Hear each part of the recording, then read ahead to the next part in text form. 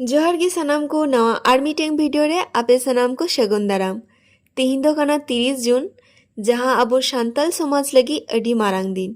नोआ दिन चे लगी बुन पालना आर से चिदा मारांग दिन बुन मिता कना कम बेशी जतो हर गी बुन बाडाया। नोआ दिन रे मुर्मू ओरारेन 6 बयहा मिशी को जहां सिदु कानु चांद भैरव फुलो और झानो नुकु दो इंग्रेज बिरुद्ध रे आबुआ अधिकार हामेट लगी आबुआ समाज जाति रक्षाय लगी विद्रोह लिदा को जहां दो हुल दिवस नितुम तेबुन पालन अगुइदा। तो नोआ 2026 रिना 171 तम हुल दिवस कना।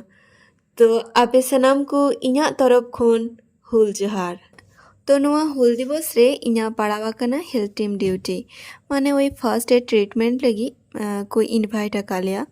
तो नोडे जहाँ प्रत्येक डिपार्टमेंट रे मिटेन काते स्टॉल ताहेलेना जेमन आलिया दो स्वास्थ्य दफ्तर खन और लाहा माठ तालारे पे नेल दाड़ी कना तिना भीड़ हुई कना।